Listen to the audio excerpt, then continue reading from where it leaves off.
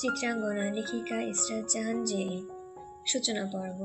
মধ্যরাতে ঘুম থেকে উঠিয়ে অষ্টাদশী চিত্রের গায়ে লাল বেনারসি মুড়িয়ে দেওয়া হয়।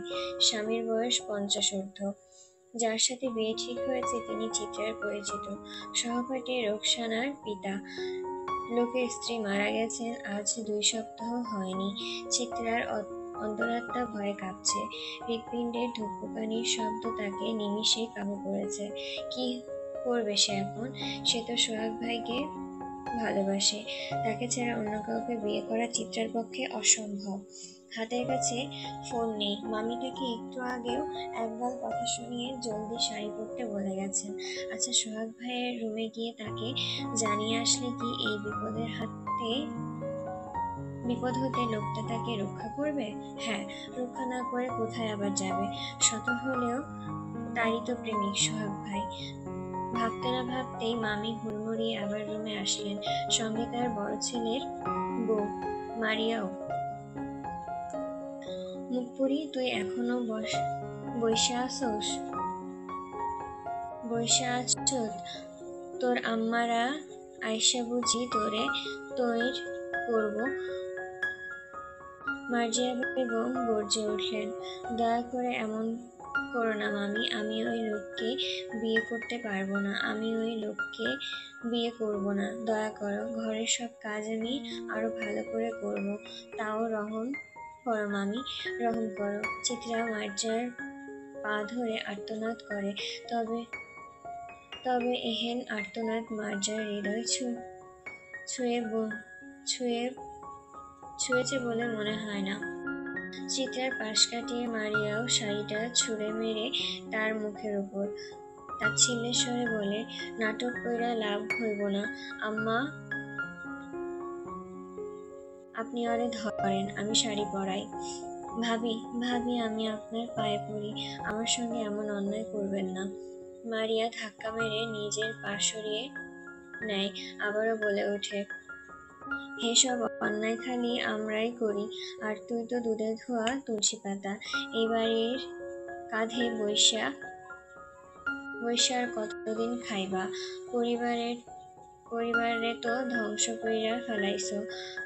সোহানা মাইয়া হইয়া ঘর জুইরা দাপাইয়া বেড়াও। শিয়ানা মাইয়া হইয়াও ঘর জুড়াইয়া দাপাইয়া বেড়াও। আমার জামাইরে তো বশ করবার পারো নাই, তাই এখন সোহাগের পিছনে লেলাইয়াছো। তোমাগোর মতন মাইয়া মানুষের আমরা খুব ভালো কইরাই চিনা আছে।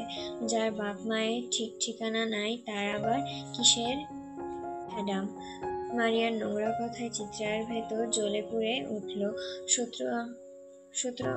শত্রু আসলে জানে তার দুর্বল দিক কোথায়, তাই তো বেছে বেছে সেইখানেই বারবার আঘাত করে। সে আর কতবার দুনিয়াকে বোঝাবে তার বাবা মার কোনো অপরাধী না, খারাপ না। মনে মনে সোহাগকে খুঁজছে চিত্রা। তার চিত্রা সওদা হয়ে যাচ্ছে। সে কি তাকে বাঁচাতে আসবে না? সে কি কিছুই জানে না? তাকে কি কেউ কিছু জানায়নি? শুধু একবার সোহাগের কাছে যেতে চায় সে। ওই মানুষটা ছাড়া নিজের বৈধতা আর কেউ দিতে পারবে না চিত্রা। এমন কিছু হওয়ার আগে মৃত্যু শ্রেয়। কি আম্মা হয়েছে? মিজান সাহেব তো বইসা আছে, ওরে তৈরি করো। দরজার ওপাশ থেকে মার্জার বড় ছেলে মাহাদি হাঁক ছাড়ল। মার্জা দরজা খানিকটা ফাঁক করে মাথা বের করে জবাব দিল, এই তো আরেকটু। ওরে আমি নিয়ে আইতাছি, তুই যা আব্বা। মাহাদি চলে গেল। মার্জা এবার চিত্রার চুলের মুঠি শক্ত করে মুঠোয় পুরে বলল, হারামির বাচ্চা, ওঠ কইলাম। বসার ঘরে 5-6 জন পুরুষ মানুষ বসে আছে।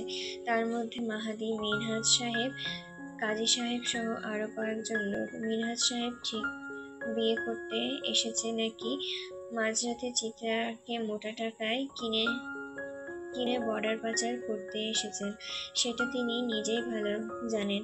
এলাকার সবাই জানে নারী পাচারের সঙ্গে তার কোনো না কোনো হাত আছে, তবে এখন অবধি কোনো প্রমাণ পাওয়া যায়নি। মিনহাজের লম্বা চওড়া শরীর, কালো কুটকুটে গায়ের রং, লালচে পান খাওয়া দাঁত, হাসি বিশ্রী, হাসতে গেলে মুখ থেকে পানের পিক ছিটে আসে। কই মাইয়া, কই মাহাদি? আসতেছে, একটু দাঁড়ান। এখানে কি দাঁড়াইতে আসছি? সময় নাই হাতে। ওই মাইয়ার বদলে কিন্তু মোটা টাকা দিছি, সেইটা ভুইল্লা যায়ও না। মাহাদি একটু বিরক্তি নিয়ে চিত্রার রুমের দিকে তাকায়। হুট করে রুমের দরজা খুলে যায়। ভেতর থেকে বেরিয়ে আসে লাল শাড়ি পরা একটা মেয়ে, মাথায় ঘোমটা। মারিয়া শক্ত করে চিত্রার বাহু ধরে আছে। চিত্রার ফর্সা মুখখানা কাঁদতে কাঁদতে লাল হয়ে ফুলে উঠেছে। এখনো চোখ দিয়ে জল গড়িয়ে পড়ছে। চিত্রা একবারটি চোখ তুলে দেখার চেষ্টা করলো তার সোহাগ কোথায়, কেন সে এখানে নেই। বুক মুচড়ে আসছে তার। চিত্রাকে বসানো হলো সোফায়। মামা কোথায়? দু চোখ একটিবার মামাকে খোঁজার চেষ্টা করলো। সে কি তার চিত্রাকে রক্ষা করবে না? কিন্তু কেমন করে বা রক্ষা করবে? মামা যে নড়াচড়া থেকে শুরু করে কথা বলার শক্তি হারিয়ে বিছানায় পড়ে আছে। চিত্রার কষ্ট তার বাবার নজর হয়তো ঠিকই কাড়ে। মাঝে মাঝে চিত্রার অসহায় মুখটির দিকে তাকিয়ে দু চোখ থেকে জল গড়িয়ে পড়ে মঞ্জুর কাদিরের। হইছে, এমনি তো অনেক দেরি হইয়া গেছে। কাজী সাহেব, জলদি বিয়া পড়ান। বউ নিয়া আমারে আবার আজকেই কুমিল্লা যাইতে হইব। রাতেই রওনা হমু, বলল মিনাজ। মিনাজের কাঁধে হাত থেকে পাশ থেকে কয়েকজন লোক বাঁকা হেসে বলল, কি মিয়া, বিয়া কইরা কুমিল্লা কেন যাইবা? বাসর করবা না? নাকি আগের মতন এখন আর জোর নাই? হো হো করে লোকটি হেসে উঠল। পাশে বসে থাকা বাকিরাও হাসছেন, যেন একটু আগে খুব গর্ব হওয়ার মতন কথা হয়েছে এখানে। চিত্রার ঘৃণা লাগছে। বাবার বয়সে একটা লোকের সঙ্গে তার বিয়ে, তাও আবার হুট করে এমন মাঝরাতে। লোকটাকে দেখেই মনে হচ্ছে আস্ত একটা লম্পট। শাড়ির উপর দিয়েও চিত্রাকে কেমন করে চোখ দিয়ে গিলে খাচ্ছে। কাজী সাহেব নড়ে চড়ে বসেন বিয়ে পড়ানোর জন্য। মাহুদি একবার আর চোখে চিত্রার দিকে তাকান। একটু আগেও ঘর থেকে মেয়েটার আহাজারি শোনা যাচ্ছিল। মুহূর্তে কি এমন হলো যে এতটা নিশ্চুপ হয়ে গেছে? যাকগে, ভালোই হয়েছে, ঝামেলা না করেই তো হলো। বিয়ে তো শুরু করা যাক, কাজী জিজ্ঞাসা করলো। শুরু করেন।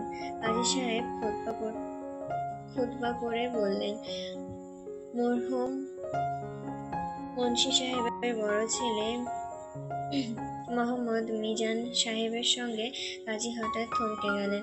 সদর দরজার একেবারে ভেঙে ফেলার মতন শব্দ করে কারা যেন দরজায় আঘাত করছে। সবাই ভয় পেয়ে যায়। মাঝরাতে কারা এলো? মারিয়া ভয়ে গুটিসুটি মেরে মার্জিয়ার পেছনে দাঁড়ায়। আমি দেখতাছি। মাহাদি উঠে গেল। মার্জা তাকে বাধা দেওয়ার চেষ্টা করেও কোনো লাভ হয়নি। দরজা খুলতে বেশ কিছু লোক ঘরে ঢুকে পড়ল। মাহাদি তাদের দেখে দুপা পিছিয়ে এলো। সকলের হাতে অস্ত্র। ডাকাত নাকি ওরা? এবার সকলের ভেতরে ভয় যেন বাসা বেঁধে বসেছে।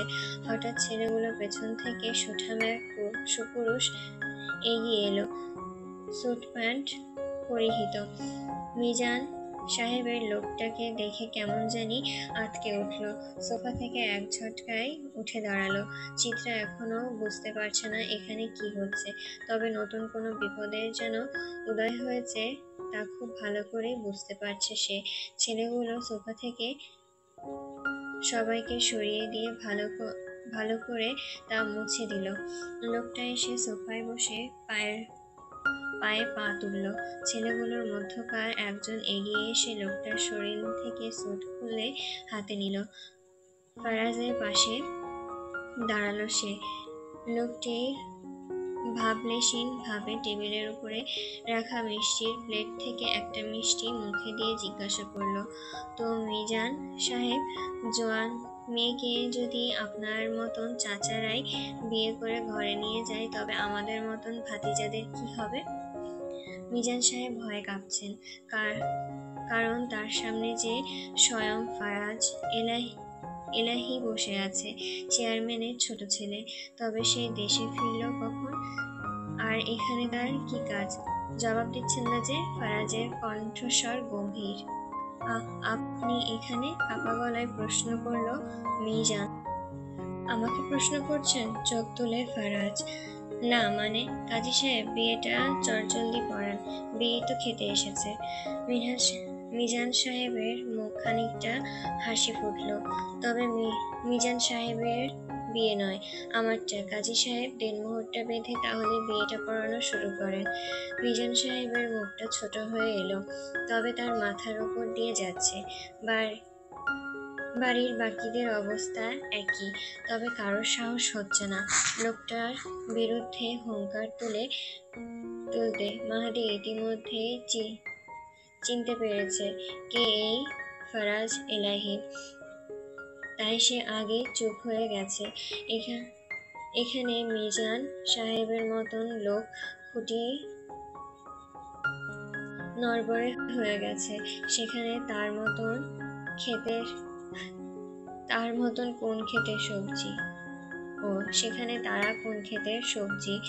ফারাজ সোফায় গা এলিয়ে বসে ভয়ার্থ চিত্রের দিকে তাকিয়ে বাঁকা হেসে বলল, জলদি করুন কাজী সাহেব, ভোর হওয়ার আগেই তো আমার আবার বাসরটাও সারতে হবে। বিয়ে তো শেষ, এবার আমার বউকে আমি বাড়ি নিয়ে গেলাম। বুঝতেই তো পারছেন, এই মাঝরাতে সদ্য আমার বিয়ে হয়েছে, এখনো বাসরটাও বাকি, সেটাও তো সারতে হবে। সবাই হা হয়ে ফারাজের দিকে তাকিয়ে আছে। সকলের মনে হচ্ছে মাঝরাতে তাদের বাড়ির উপর দিয়ে কোনো বড়সড় ঝড় চলে গেছে, অথচ তারা আজ পেয়েও কিচ্ছুটি করতে পারছে না।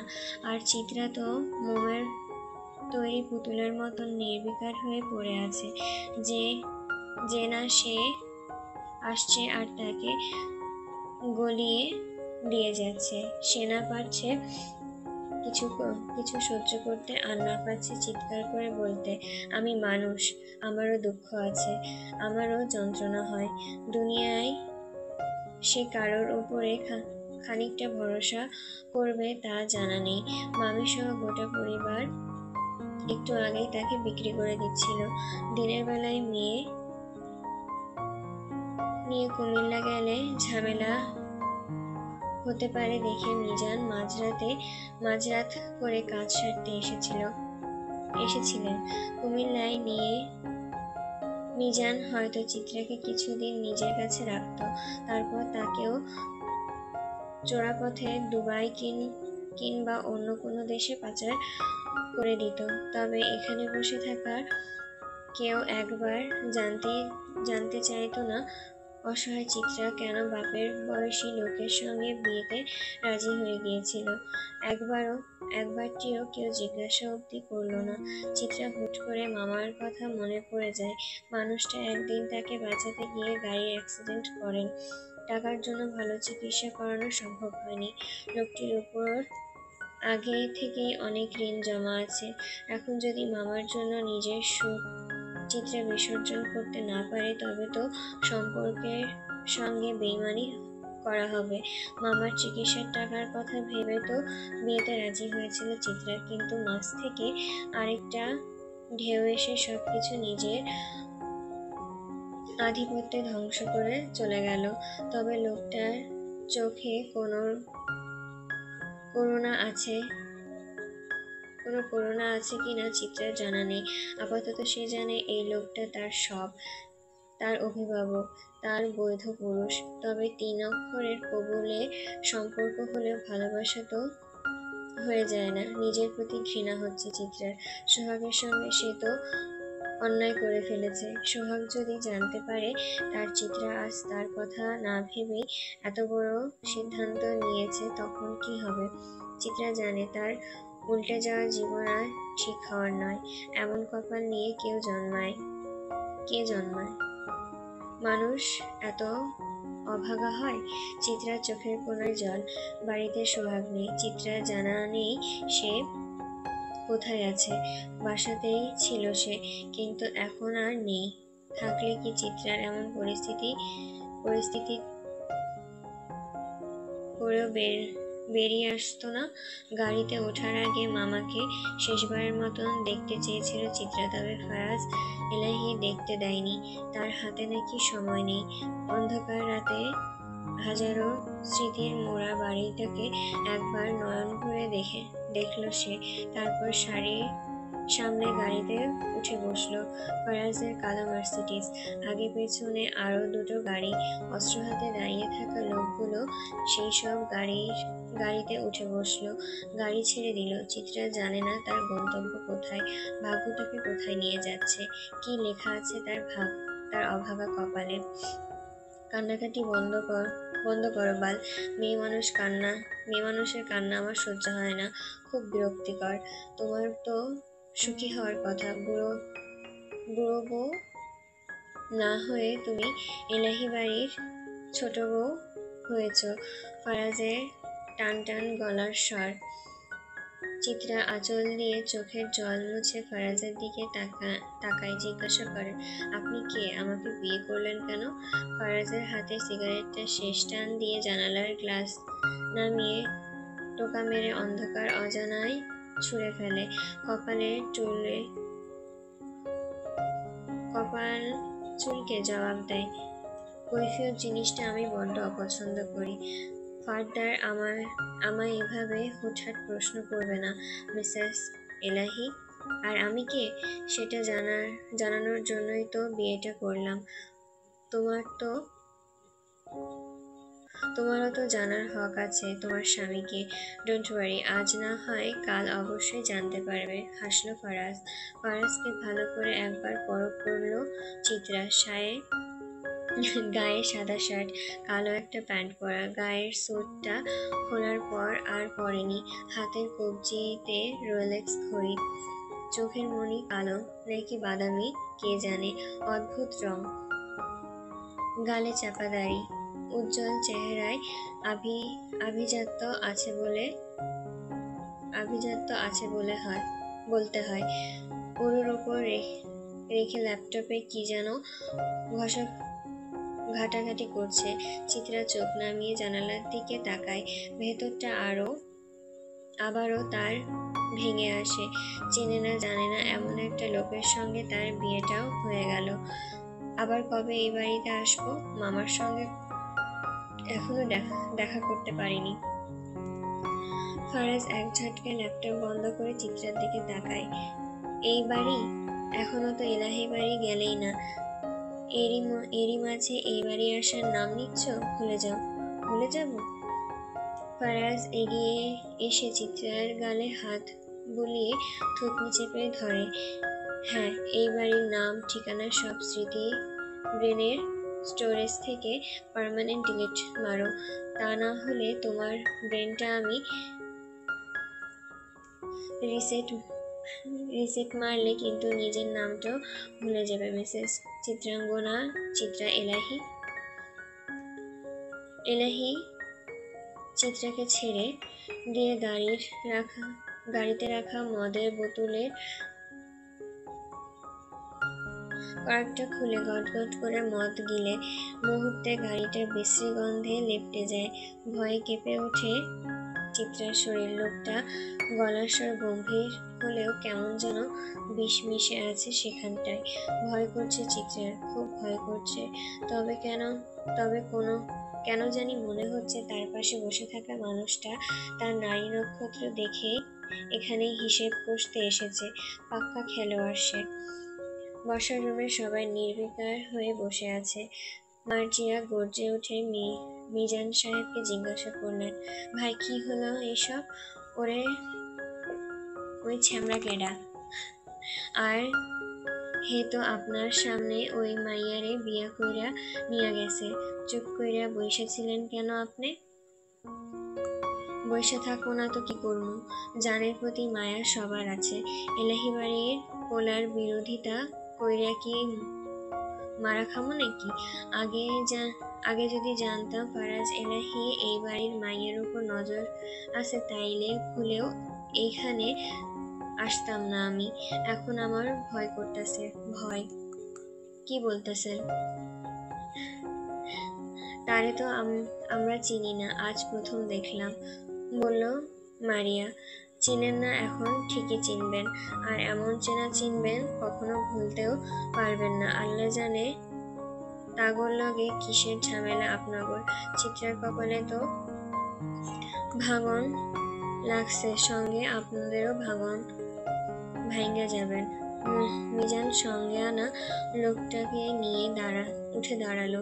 রাতের মধ্যেই গ্রাম ছাড়তে হবে তাদের। ফারাজের নজর বাজপাখির মতন, আর মতলব শকুনের মতন। তাকে দিয়ে ভালো কিছু আশা করা যায় না। কখন কোন দিক দিয়ে মারবে বুঝে ওঠার দায়। সবাই চলে যাওয়ার পর মাহাদি ধপ করে মাটিতে বসে পড়ল। মাথায় কাজ করছে না তার। কি হয়ে গেল একটু আগে? সে একটুও বিরোধিতা করার সাহস পায়নি। কিন্তু কেন? মারিয়া দৌড়ে স্বামীর কাছে গিয়ে তার কাঁধে হাত রেখে হাউমাউ করে বলে, কি হয়েছে তোমার? কি হয়েছে? মার্জাও ছেলের কাছে যান, তারও একই প্রশ্ন। মাহাদি নিজের চুল খামচে ধরল, বিড়বিড় করে বলল, সব শেষ। এখানে তো কিছুই হয় নাই। হইব, ধ্বংস হইব সব। ফারাজ এলাহির আম্মু মানুষ না, জানোয়ার। সবাইকে শেষ কইরা ফেলবো সে। আচ্ছা আম্মা সোহাগ কই? ঘণ্টাখানেক পর গাড়ি থামলো এলাহি ম্যানশনের সামনে। জমিদার বাড়ি। এলাহিদের পূর্বপুরুষগণ জমিদার ছিলেন। নামিদামি জমিদার। সেসব কথা এখন কেবল পুরনো গল্প মাত্রই। 3 তলা বিশিষ্ট একটা ভবন। কিশোরগঞ্জ শহরের মাঝ বরাবর এই বাড়ির অবস্থান হলেও বেশ দৃষ্টিনন্দন। চিত্রা কাঁদতে কাঁদতে কখন সে ঘুমিয়ে পড়েছে তা সে নিজেও জানে না। দুজন মহিলা কাজের মেয়ে ঘুমন্ত চিত্রাকে জাগাতে এলে ফারাজ বাজের মতন দৃষ্টি তাদের থামিয়ে দেয়। ফারাজ সবাইকে ধীর গলায় বলে, ওর ঘুম যদি কারোর শব্দে ভাঙে তবে এইখানে কবর দেব। কারোর আর সাহস হয়নি ঘুমন্ত চিত্রার ধারের কাছেও ঘেঁষার। ফারাজ আস্তে করে চিত্রাকে পাজা কোলে তুলে নিঃশব্দে সিঁড়ি বেয়ে দোতলার ঘরটিতে যায়। দোতলার সবচেয়ে বড় ঘরটা ফারাজ এলাহির। যদিও এই বাড়িতে তার কম, বরং ঢাকায় অবস্থিত ফরাজ নিবাসে তার বেশি থাকা হয়। আর বাংলাদেশে ফরাজ থাকেই বা কদিন? বিদেশেই তো তার সব কাজ, সেখানে তার আসল বসতি। ফারাজ চিত্রাকে বিছানায় শুইয়ে দিয়ে দরজার ছিটকিনি লাগিয়ে গলার নেকটাইটি খানিকটা ঢিলে করে দিবানে পা ছড়িয়ে বসল।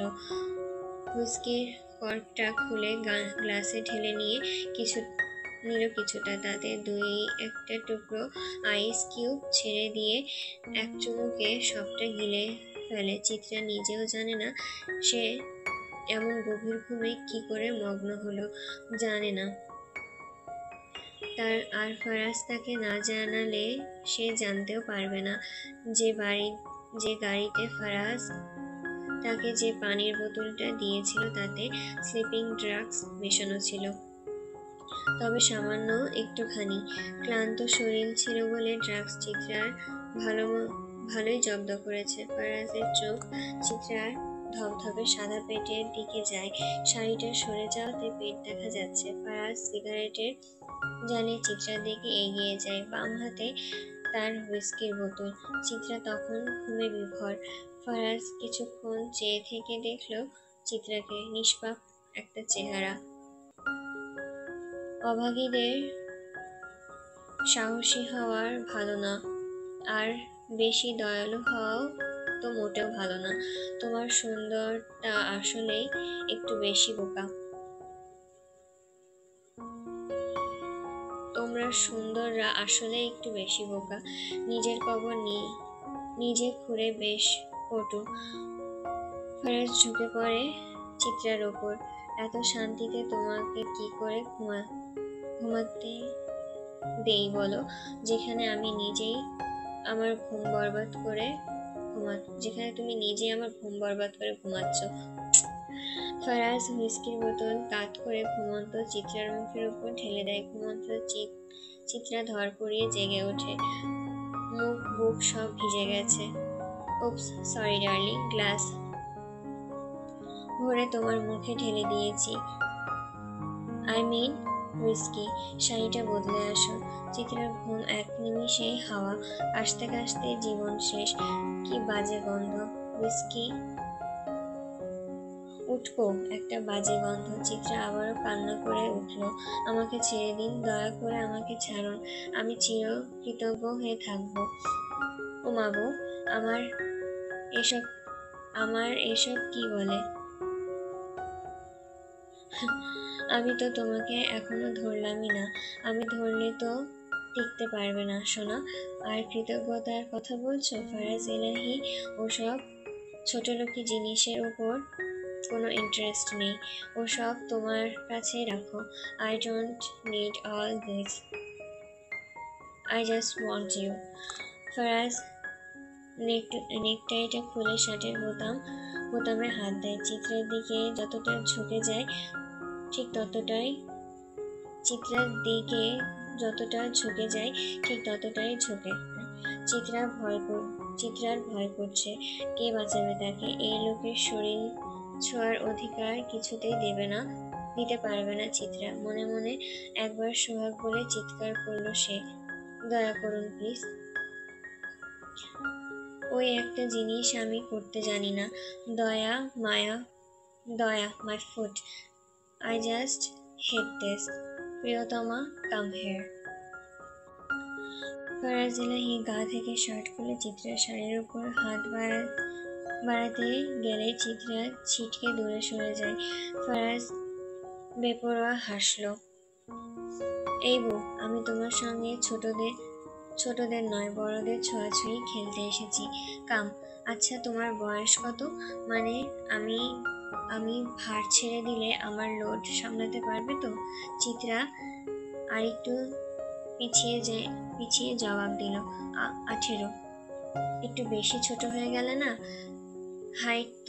হাইট এত কম কেন তোমার? ছোটবেলায় বুঝি ছেটে ছেটে হরলিক্স খাওনি? সরি। হাসতে হাসতে ফারাজের হাত কখন যে চিত্রের শরীর অব্দি চলে এসেছে তা চিত্রা বুঝতেও পারেনি। সামনে যে লোকটা আছে সে তার স্বামী। তার স্ত্রীর প্রতি একটা হক আছে, তার চিত্রা ভালো করে জানে। এখানে চিত্রার চেঁচামেচিও করা যাবে না। নিষেধাজ্ঞা করলেও অভিশাপ জুটবে কপালে। চিত্রা চোখ মুখ খিচে ঘাপটি মেরে বিছানার চাদর খামচে ধরে। ফারাজ চিত্রার কাপা ঠোঁটে স্পর্শে নিজেকে সঁপে দিতে এগিয়ে আসে। তবে ঠোঁটে ঠোঁট রাখার আগ মুহূর্তে ফোনের শব্দে তার মেজাজ বিগড়ে যায়। কপাল কুঁচকে সে বেড সাইড টেবিলের উপরে থেকে হাত বাড়িয়ে ফোনটা নিয়ে রিসিভ করে। মুহূর্তে তার মেজাজ তুঙ্গে উঠে যায়।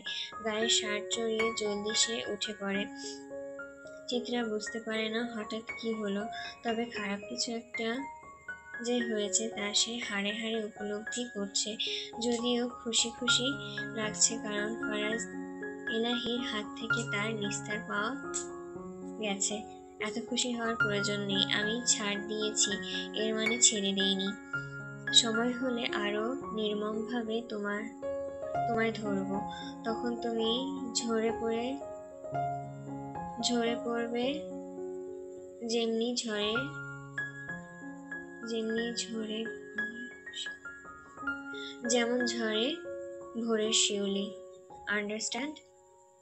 ফারাজ রুম থেকে বেরোলো।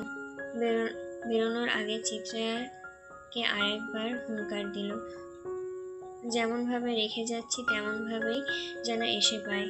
আর আই রিপিট, যেমন ভাবে রেখে যাচ্ছি তেমন ভাবেই যেন এসে পায়। হাতে আমার সময় নেই, এসে তো আমাকে বাসরটাও সারতে হবে, তাই না?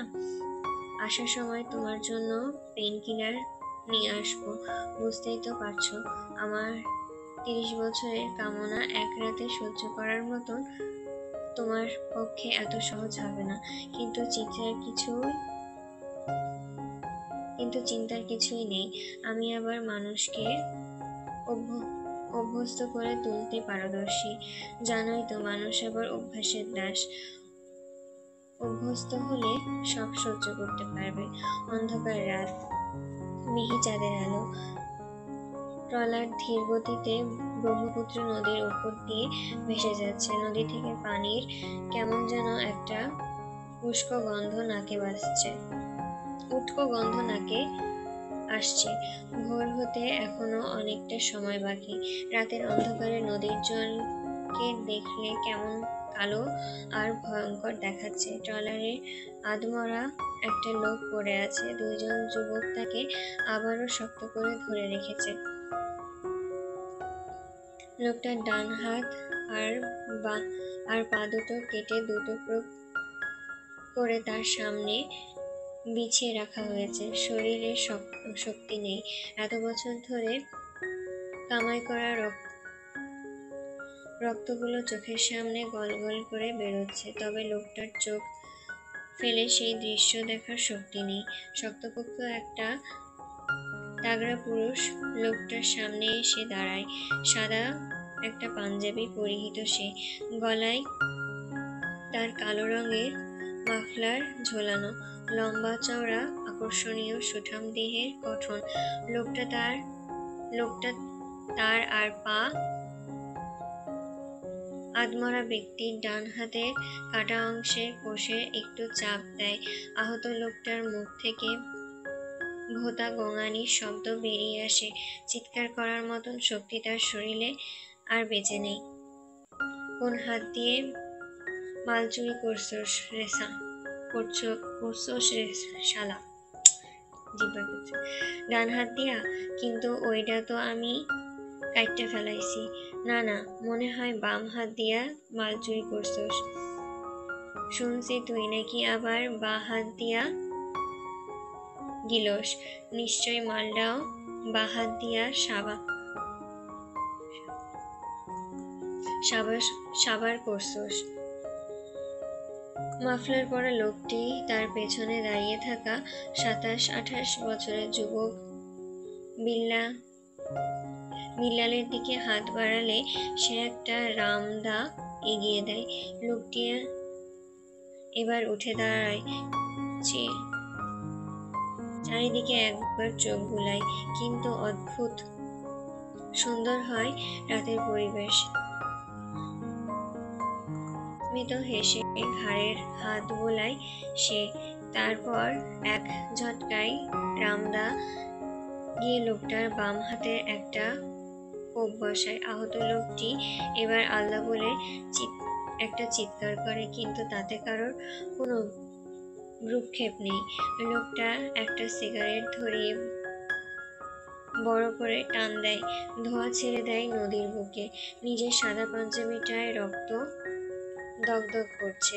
সেই রক্তের দিকে লোকটি তাকিয়ে বলে, ভাই, তুই আমার মাল চুরি করছস। তোর কলিজাটা না দেখলে কি চলে? তোর কলিজাটা দেখানোর খুব শখ আমার। বিল্লা, লম্বা রামদাটা দে তো, যেটা নতুন আনছি। আমি তার কলিজা দেখমু, কত বড় কলিজা তার। না দেখলে কি চলে? ক দে, জলদি দে। লোকটা হাতের সিগারেটটা অন্ধকার নদীতে ছুঁড়ে ফেলে আধমরা লোকটির দিকে তাকায়। লোকটা চেপে ধরে রাখা ছেলেদের মধ্যে একজন তার চুলের মুঠি চেপে ধরে। তারপর সামনে দাঁড়িয়ে থাকা ব্যক্তি জিজ্ঞাসা করলো, আগে কলিজা বের করবেন নাকি খোদার নামে জবাই করবেন? ছি ছি, চোরের কেউ খোদার নামে জবাই দেয়? পাপ লাগবো না শালা। আর এত সহজে জবাই দিয়া মুক্তি দিমু কেন রে? আমি তো ওরে আদর কইরা বকচিরা কলিজাটা বাইর করমু। আর তারপর? আমি চুরি করি নাই, জীবন ভিক্ষা দেন, আকুতি করলো আহত আধমরা লোকটি। তুই শালা মরার আগেও মিছা কথা কেন কও? খোদার ভয় নাই শালা বালপাকনার ভণ্ড। এক মুহূর্তে লোকটার গলার নরম স্বর বদলে যায়। সে ধমকে বিল্লা নামক লোকটার দিকে তাকিয়ে বলে, জানোয়ার, তোকে রাম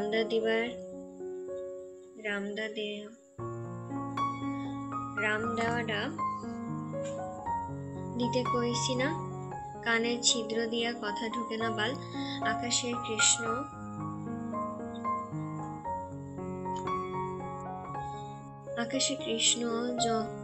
যবনিকা অপসারিত হয়ে স্বর্ণাভ কিরণরাজি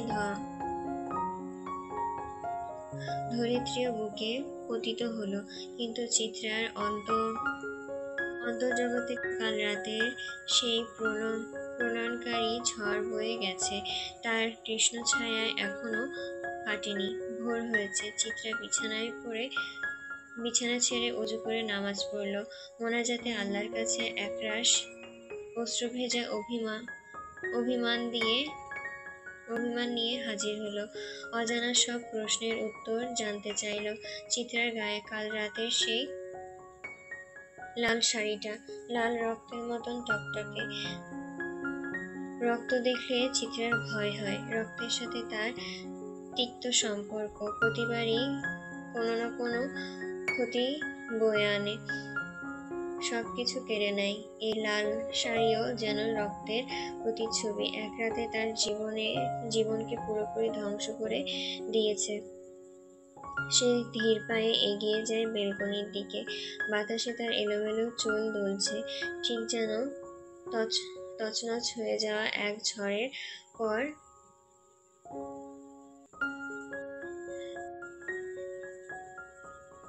স্থিরবেরোতা। বেলকনির রেলিং আঁকড়ে ধরে দাঁড়ায় সে। পেছনের দিকে বিস্তৃত এক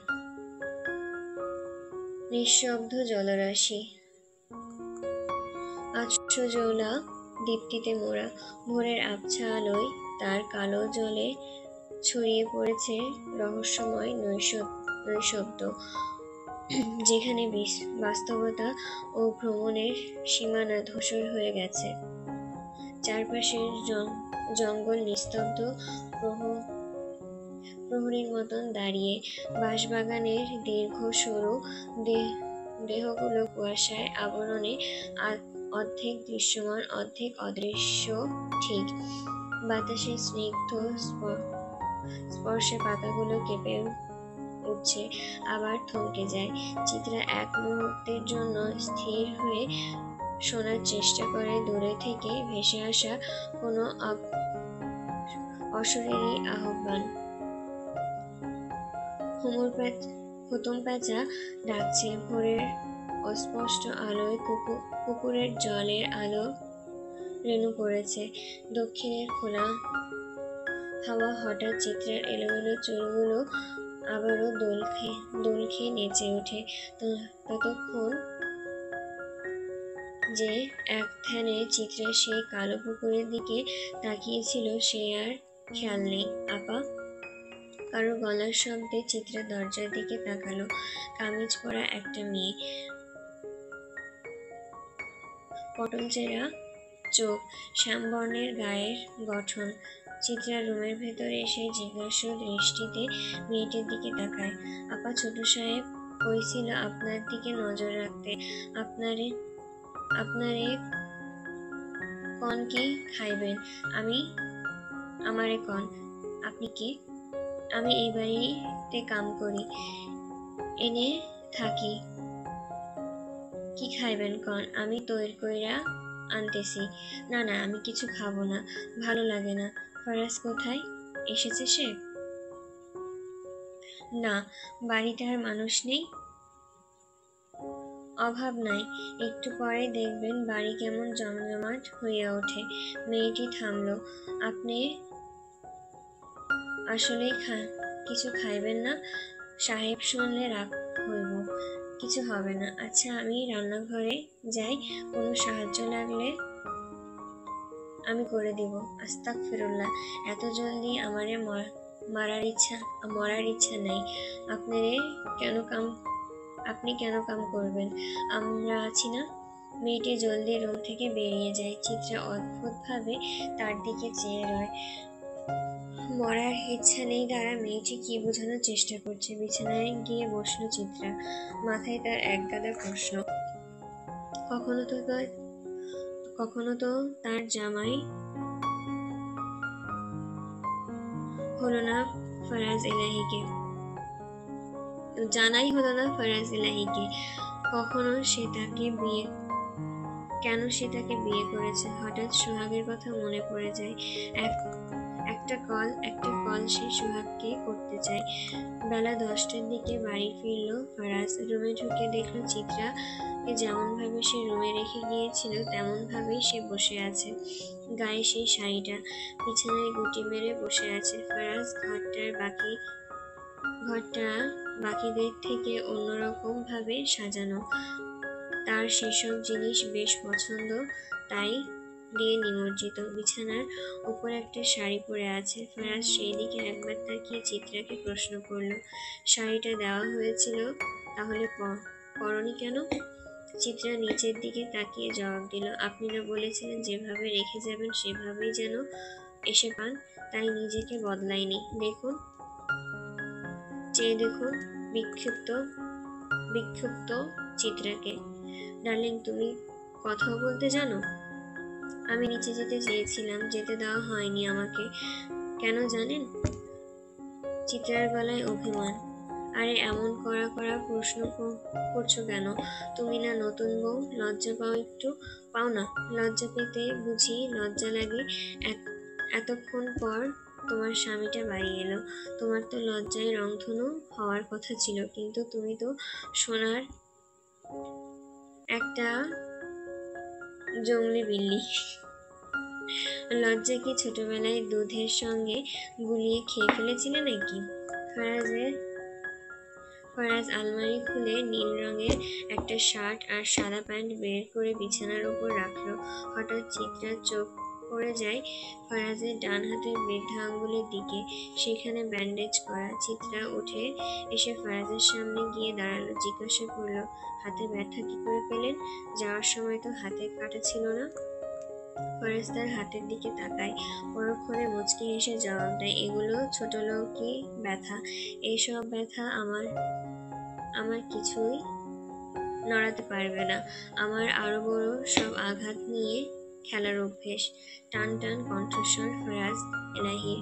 দুনিয়ার সব জিনিসকে দেখেছি আপনার ছোটলোকি মনে হয়। তো আমার